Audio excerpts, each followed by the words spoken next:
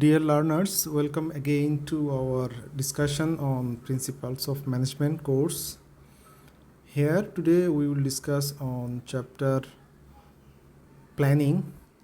This is very important chapter for the students and learners.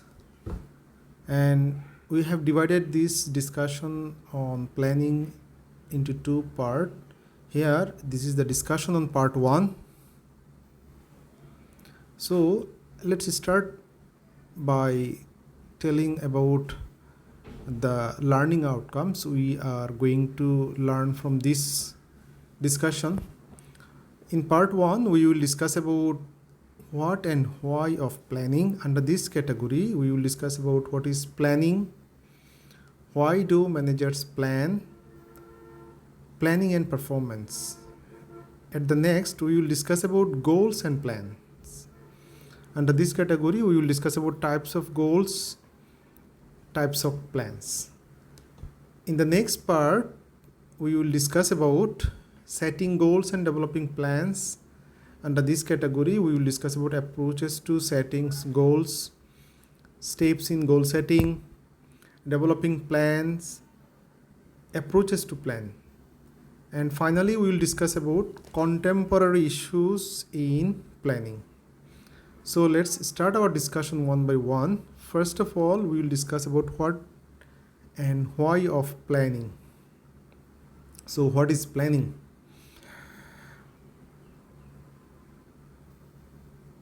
Planning is the management functions that involve setting goals, establishing strategies for achieving those goals, and developing plans to integrate and coordinate work activities. And when we use the term planning, it means formal planning. So what is formal planning? In formal planning, specific goals covering a specific time period are defined. These goals are written and shared with organizational members to reduce the ambiguity and create a common understanding about what needs to be done.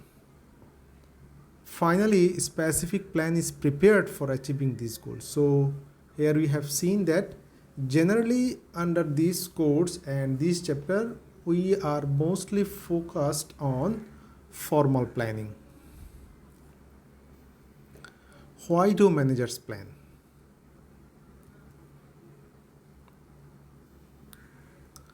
It means purpose of planning. Planning seems to take a lot of effort. So why should managers plan? Here's some explanation. Number 1, plan provide directions. It means when employees know the organizational goals and expected outcome, they can coordinate their activities, cooperate with each other, and do what it takes to accomplish the goals. Next, plan reduce uncertainty by identifying changes and its impact on the result, and also develop appropriate responses. Planning helps managers to respond effectively. Number 3, plan minimizes waste and redundancy by correcting discrepancy and inefficiency where it is required. Number 4, planning establishes the standards that used in controlling. And we know controlling helps to compare the actual and expected outcomes, and it direct about the correction when it is necessary. So these are the reasons why do managers make plan. Now we will discuss about the relationship between planning and performance.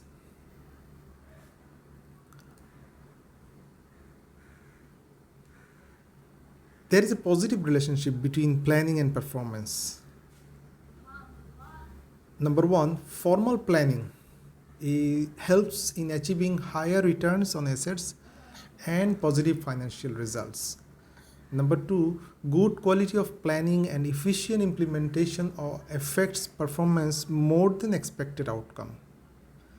Number 3, sometimes the external environment like the changes in the government regulation can reduce the positive impact of planning on performance. So there is required to be cautious in implementing the plan. And finally,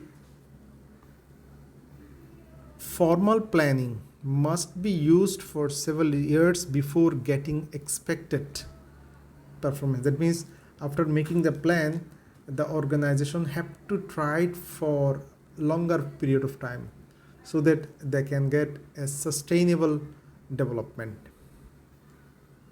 Next, how do managers plan? In this category, we will discuss about goals, objectives, and plans. So first of all, we will discuss about goals. Planning is often called the primary management functions because it establishes the basis for all other things managers do as they organize, lead, and control. It involves two important aspects. One is goals, another one is plans. First of all, goals are the desired outcomes for individuals, groups, or for the entire organizations. Goals provide directions and evaluation on performance criteria. Another term, we have to study objectives, and there is a slight difference between goals and objectives. We know goals or goal is an achievable outcome that is generally broader and used for longer term. And objectives is a shorter term and defines measurable actions to achieve an overall goal. So this is the basic difference between goals and objectives, but both indicate the ultimate target of the organization. Plan. So here we will discuss about plan.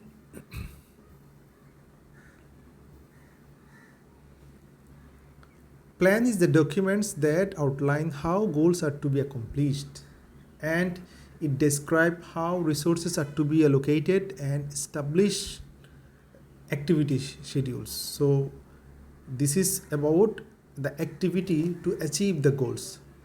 Later on we will see the comparison between goals and plans. So goals are desired outcomes or target. Goals guide management decisions and form the outcome criteria.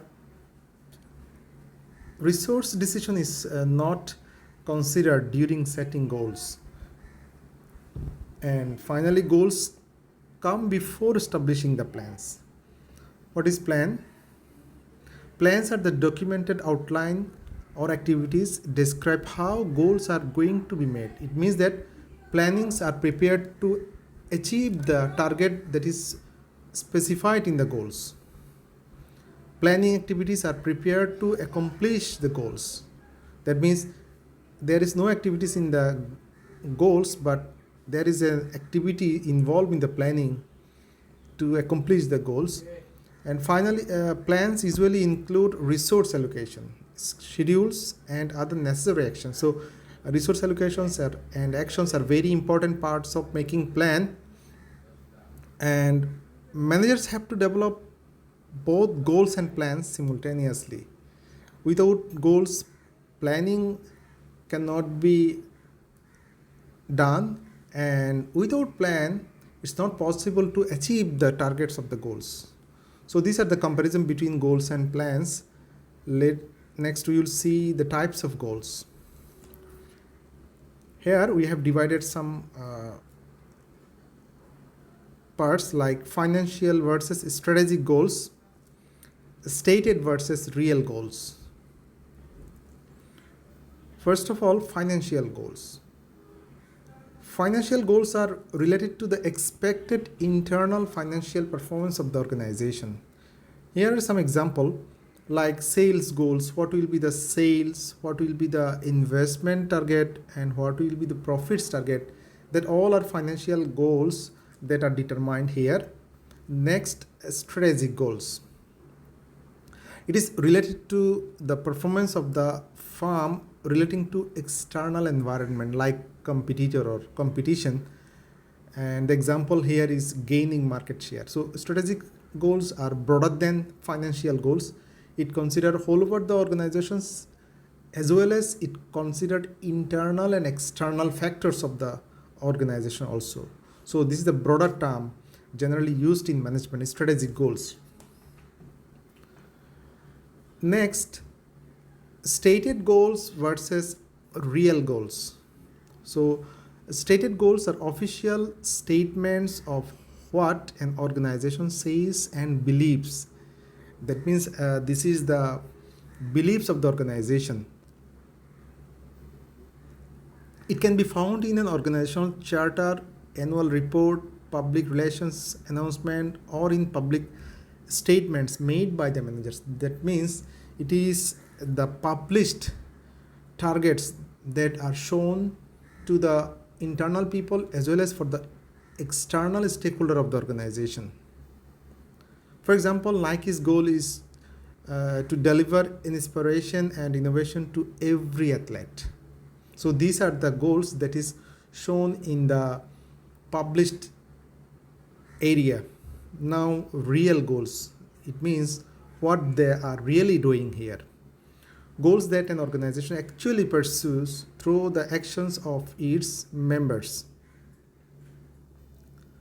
It defines priorities, and there is an example like universities may say their goal is limiting the class size, facilitating close student faculty relations, and actively involving students in the learning process. But then they put students into 300 plus student lectures classes.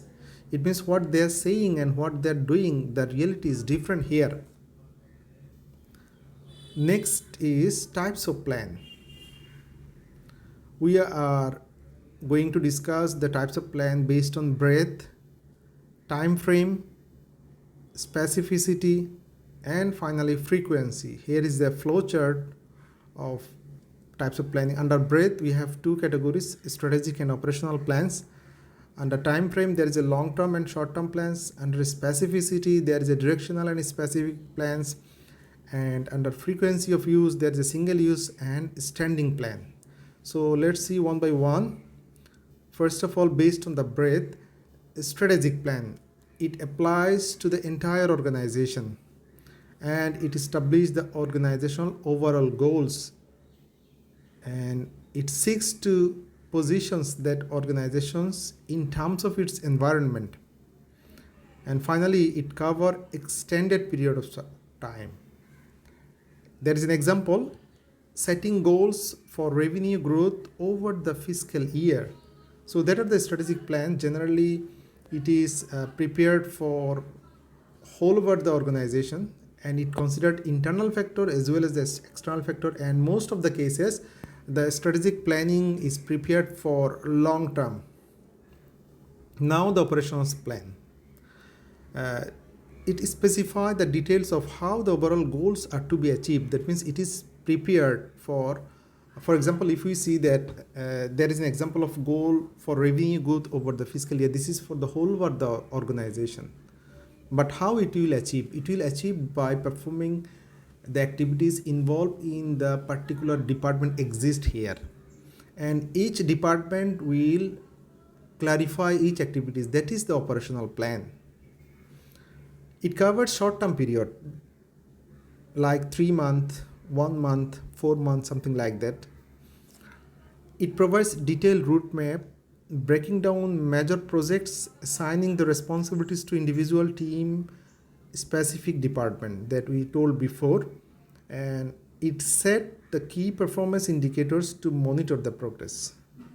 Finally, there is an example: setting target profit for a branch manager. So if all the branch manager are divided whole the targeted profit, and based on the achievement of this particular branch or division, the organizational finally will be able to achieve their whole goals. So this is the discussion on strategic plans and operational plan. Next we will see about types of plan based on time frame: long-term plan and short-term plan. First of all, long-term plans with the time frame extending beyond 3 years.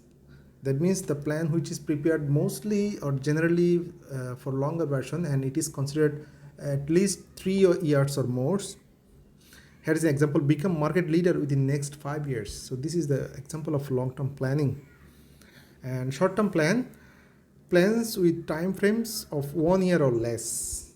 An example, increase sales by 3% over the next 3 months. So see, this is the very simple discussion and elaboration on long-term and short-term planning. Next, we will see about plans based on specificity. There is a specific plans that are clearly defined and have no room for further interpretation. It eliminates ambiguity and problems, having no misunderstanding.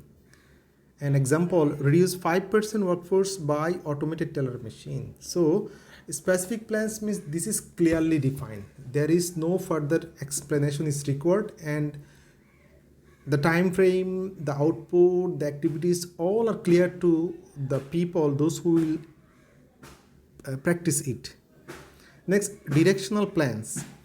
Flexible plans that set out general guidelines and provide focus, yet allow discretion in implementation. Sometimes we need to update or change plan during the installation or during the period when we are going to achieve, because of some situational changes, some environmental changes. Example, job sharing and part-time arrangement. Flexibility at the office also extends to job sharing and part-time arrangement. It means that sometimes we need some extra worker for extra production. Sometimes we need to terminate some worker due to less demand and due to lower production necessary. So this is called directional plans. Directional plans means we will not get any specific planning perfectly, but we have plan, we can change partially.